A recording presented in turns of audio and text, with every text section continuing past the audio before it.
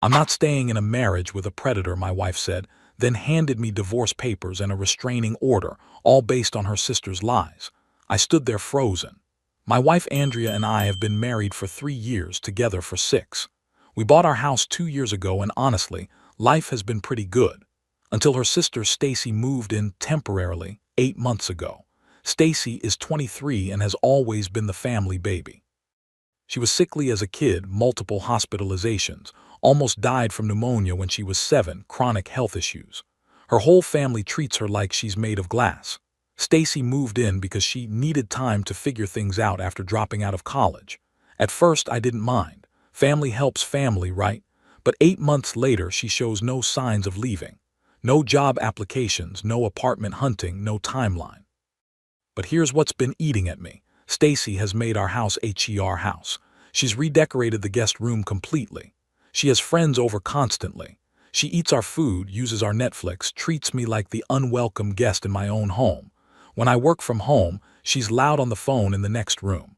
When I ask for quiet, Andrea tells me to be more understanding of what Stacy's going through. I've tried talking to Andrea about setting a timeline for Stacy to move out. Every conversation ends with me being made to feel like an asshole for not being supportive enough. She's still recovering from her last episode. She needs stability right now. We have the space. But last week, I noticed Stacy doing this weird thing where she'd get really quiet when I walked into a room, then immediately perk up when Andrea appeared. She started making these little comments like, "Oh, Matthew's home," in this tone I couldn't quite place. When Andrea would leave for work, Stacy would suddenly find reasons to be wherever I was. Kitchen when I'm making coffee, living room when I'm watching TV. Nothing obvious enough to call out, but enough to make me uncomfortable. So last Sunday, we're having dinner with Andrea's parents and her other sister Claire. Normal family dinner, nothing unusual. We're talking about Stacy maybe taking some online classes, and I mentioned that it might be good timing for her to look into getting her own place too. That's when Stacy just exploded. She starts crying and says she has something she needs to confess. According to her, I've been pursuing her for months. I've been making inappropriate comments, trying to catch her alone, making her feel uncomfortable. She said she's been trying to protect Andrea from the truth, but she can't live with the guilt anymore. I'm sitting there with my mouth open like a fish. I have never, and I mean never, done anything even remotely like what she described. I tried to interrupt to ask what the hell she was talking about, but her parents immediately jumped to her defense. She had details, specific dates, times, quotes. According to her, I told her she was more attractive than Andrea 2 weeks ago in the kitchen. I allegedly cornered her in the laundry room and told her I'd been thinking about her. I supposedly texted her inappropriate messages that she couldn't show because she deleted them out of shame. The whole table turned on me instantly. Andrea's dad called me a predator. Her mom started crying about how they trusted me with their baby girl. Claire called me disgusting. And Andrea just sat there staring at me like she'd never seen me before. I tried to defend myself, but every word out of my mouth just made me look more guilty. Andrea hasn't spoken to me since.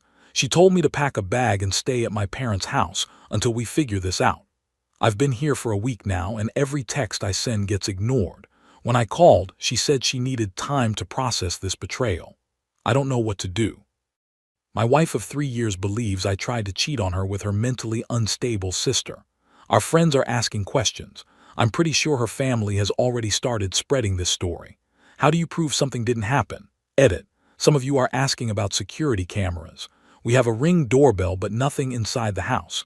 Kicking myself for that now. Update 1. Posted 2 weeks ago, so much has happened since my last post. The confrontation was just the beginning. The day after that dinner, Andrea came to my parents' house. I thought maybe she'd had time to think, maybe she wanted to hear my side. Instead, she handed me divorce papers and a restraining order petition.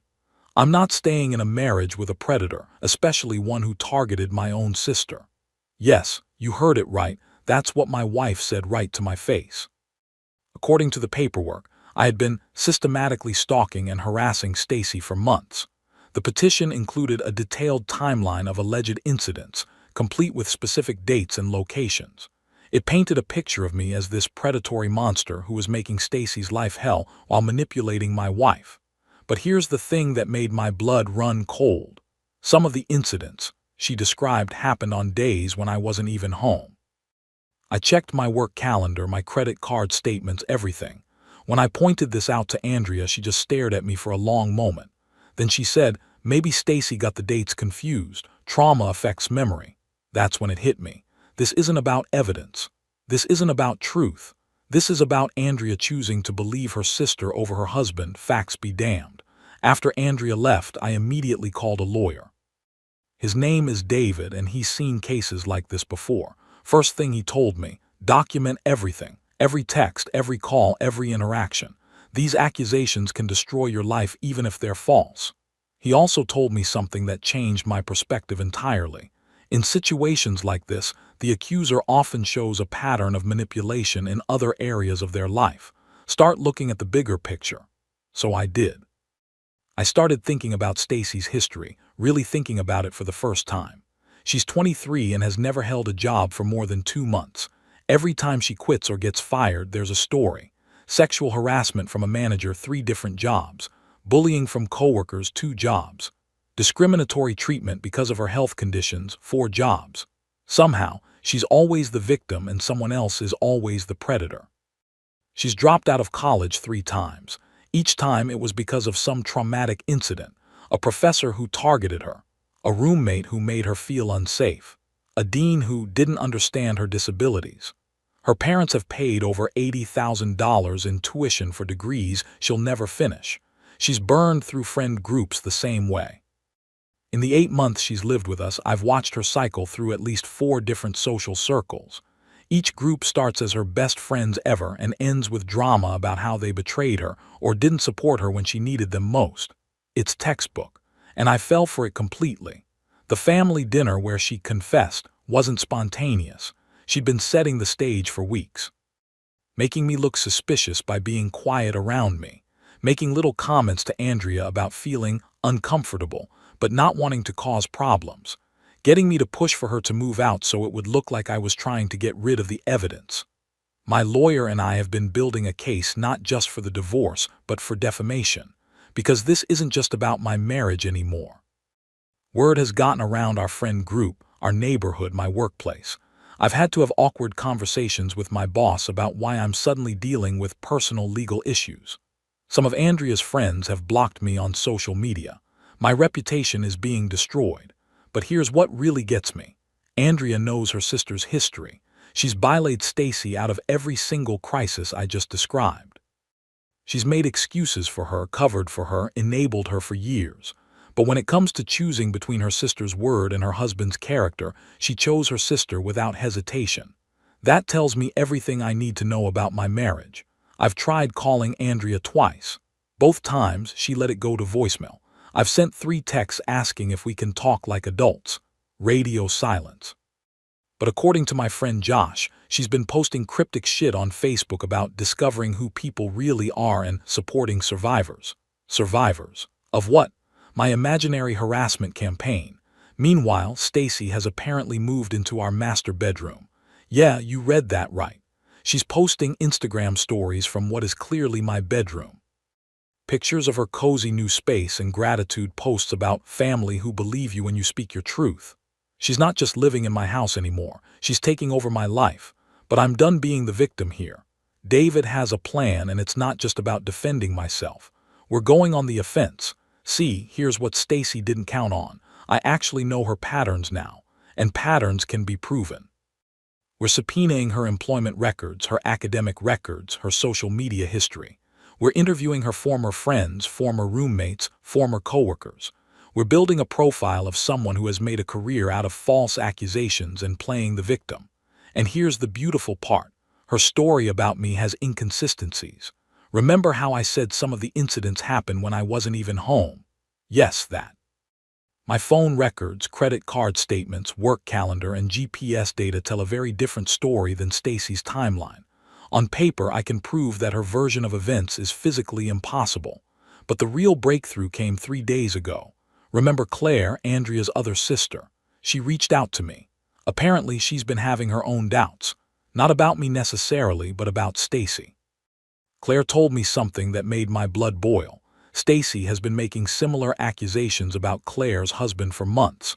Nothing as serious as what she's accused me of, but a pattern of making him uncomfortable, then playing victim when he tries to set boundaries. Claire said she didn't think much of it at first, but after seeing what happened to me, she started connecting dots. I thought he was being paranoid, Claire told me. But now I'm wondering if she's been testing the waters, seeing how far she could push before making bigger accusations. Claire is scared to speak up because she knows the family will turn on her the same way they turned on me, but she agreed to talk to my lawyer if it comes to that. I'm not the first. I probably won't be the last. This is who Stacy is. The worst part, I think part of Andrea knows this too.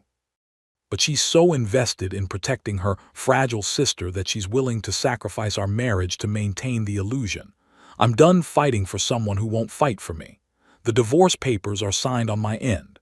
Let's see how much that house and that lifestyle mean to them when they're paying for it themselves. Edit. Claire reached out after seeing this post. She wants to make it clear she never accused her husband of anything inappropriate. She was describing how Stacy behaves around him. I've edited to make that clearer. A lot of people are asking about the restraining order. My lawyer got it dismissed due to lack of evidence and the timeline inconsistencies. Stacy was not happy about that. Update 2, posted 1 week ago. This week has been absolutely insane, but I finally feel like I'm winning this war. 3 days after my last post, my lawyer and I discovered something that could guarantee me most of our assets.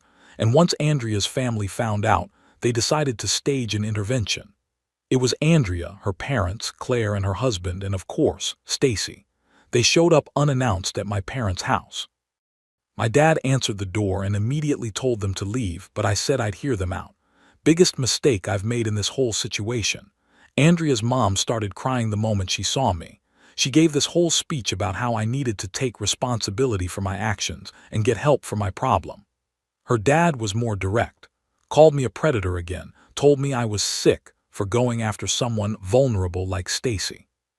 Said the only reason they weren't pressing criminal charges was because Stacy was too traumatized to go through a trial.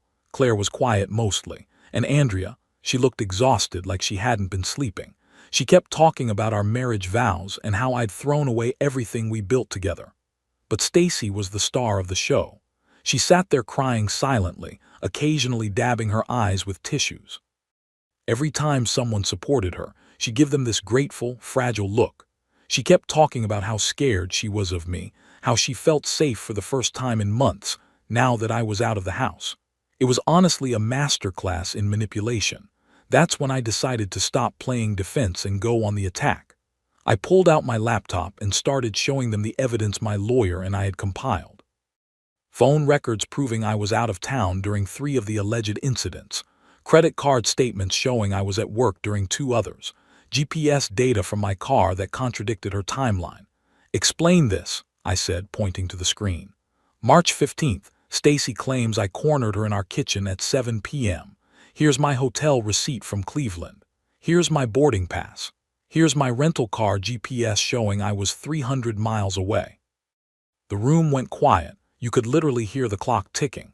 Andrea stared at the screen for a long moment, then looked at Stacy. Stacy, honey, maybe you got the dates mixed up. And that's when Stacy made her first mistake. Instead of acting confused or apologetic, she got defensive. Dates don't matter. The intent was the same. He was always looking for opportunities. But these aren't mixed up dates, I said calmly. These are fabricated incidents. You made up specific conversations that couldn't have happened because I wasn't there. Her dad jumped in to defend her. She's been through trauma. Memory issues are normal. Then explain this, I said, pulling up the next piece of evidence. I showed them Stacy's employment history. 7 jobs in 5 years, all ending with harassment or discrimination claims. 3 schools, 4 separate complaints against professors or administrators for inappropriate behavior. Notice a pattern, I asked. In 5 years, Stacy has accused 14 different men of harassment, discrimination, or inappropriate behavior. What are the odds that every single workplace, every single school, every single social group has a predator who specifically targets her? The room was getting uncomfortable. Claire's husband was shifting in his seat.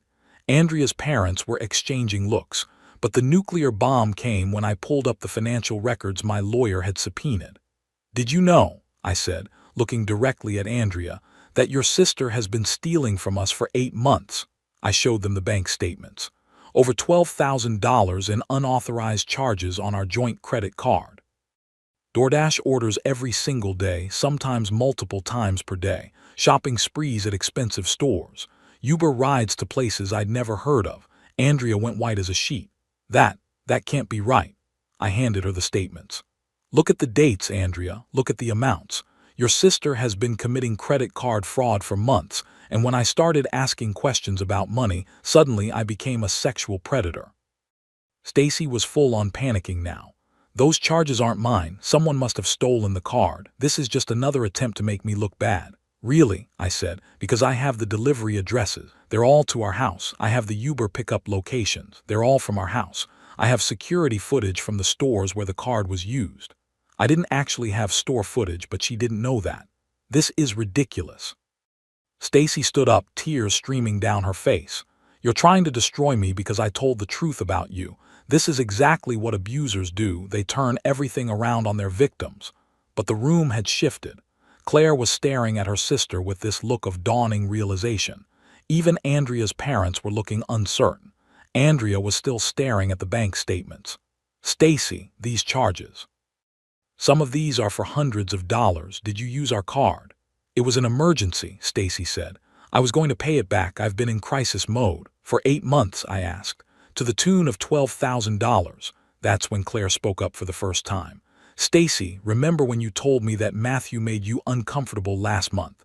You said he was always trying to get you alone." "Yes," Stacy said eagerly, thinking Claire was supporting her. "That was the same week you asked me for money," Claire continued. "You said you were broke and scared and needed help. I gave you $500. Claire looked around the room. "She's been asking all of us for money for months. From me, from our parents. Always with some crisis, always with some emergency." She then turned to Stacy. "If you were stealing from Matthew and Andrea this whole time, why did you need money from us?" The room was silent except for Stacy's crying, which was getting louder and more dramatic by the minute. That's when my phone buzzed with a text from David. Perfect timing. "Actually," I said, "there's more. My lawyer just sent me this." I showed them the report he'd compiled from interviewing Stacy's former coworkers and roommates. 3 different people had told him that Stacy had made false accusations before. A former roommate said Stacy had accused her boyfriend of hitting on her, then admitted months later that she made it up because she wanted the boyfriend to break up with the roommate so she could have the apartment to herself.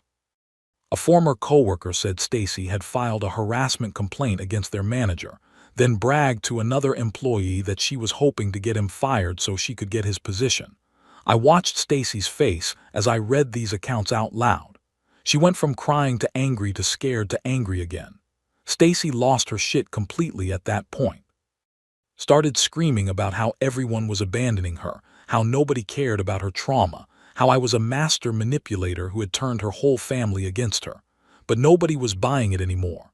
The family left shortly after, with Stacy still screaming about betrayal and abandonment. Andrea stayed behind and asked if we could talk privately. We talked for 3 hours. She apologized over and over, begged me to consider working on our marriage. But the damage is already done. She never even asked for my side of the story. She just immediately assumed I was guilty and started planning her exit strategy. That tells me everything I need to know about how she really sees me and how little our marriage actually meant to her. I told her I appreciated the apology, but I was moving forward with the divorce. We can be civil about it, especially now that she knows the truth, but I can't trust her anymore. And without trust, there's no marriage. She cried, but she didn't fight me on it. I think deep down, she knows this is over. The financial stuff is going to be interesting, though. My lawyer says the credit card fraud and the false accusations give me grounds to claim most of our assets. Turns out that when your spouse's family member commits financial crimes against your marriage, it affects asset division. Stacy is apparently staying with some friend now, but according to Claire, she's already wearing out her welcome. Shocking, I know. Final update. Posted 3 days ago. Well, Reddit. While this legal saga still has a few months to run, the important battles are already won. The divorce proceedings are moving forward smoothly. We've reached a comprehensive settlement that gives me 75% of our assets, including the house. While the final decree won't be official for another 8 to 10 weeks, Andrea and I have signed binding separation agreements that give me immediate possession of the house and financial accounts. Andrea finally moved out last week. More importantly, the criminal case against Stacy is proceeding exactly as my lawyer predicted. The restraining order petition was dismissed. The criminal charges for credit card fraud are moving forward. The prosecutor told my lawyer that with $12,000 in documented theft, this is a slam-dunk felony case. Stacy's court-appointed attorney has already approached us about a plea deal, but she's refusing to take it herself even when facing 2 to 3 years in prison. But here's the beautiful part. Even if she takes a plea deal now, she'll have a felony record. Good luck getting jobs or apartments with a conviction for financial fraud. My reputation, meanwhile, is fully restored. Yesterday, I got a call from my company's HR director. Apparently, word about Stacy's criminal charges and the evidence in my favor had reached my workplace. My boss wanted to make sure I knew that everyone was fully supportive and that my reputation was completely intact. 3 of Andrea's friends who had blocked me on social media reached out to apologize. 2 neighbors who had been treating me coldly stopped by to say they were sorry for believing the rumors. But the real story is what happened to Stacy after my last update. Remember how I mentioned she was staying with a friend? Well, that lasted exactly 1 week. According to Claire, who's become my main source of intel on this shitshow, Stacy tried to pull the same victim routine with her friend's boyfriend. But the friend, who had been following the drama with our family, told Stacy she was full of shit and kicked her out. So Stacy went back to her parents' house. And this is where things got really interesting. Her parents, who had been enabling her behavior for years, apparently decided they were done. Her dad sat her down and gave her an ultimatum: get a job within 2 weeks and start paying rent or find somewhere else to live.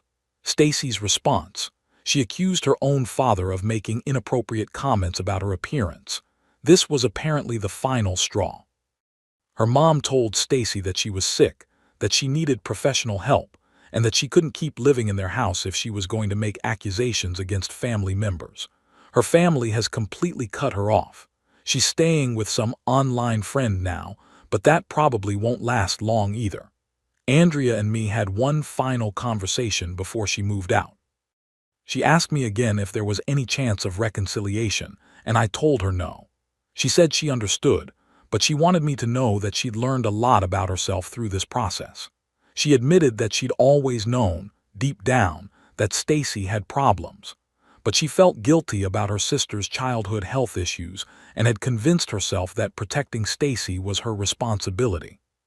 She said she realized she'd been enabling destructive behavior for years, not just with me, but in all of Stacy's relationships. As for the rest of Andrea's family, it's been mixed. Her parents sent me a letter apologizing for how they treated me during the intervention. They said they were embarrassed about their behavior and hoped I could forgive them someday. I appreciated the gesture, even though I don't think I would ever want to talk to them ever again. I'm doing well, really well actually. I'm staying in my house now, and I've been fixing it up the way I always wanted to. I'm building a new life now, and it's a good one. It took almost a year of hell to get here, but I made it.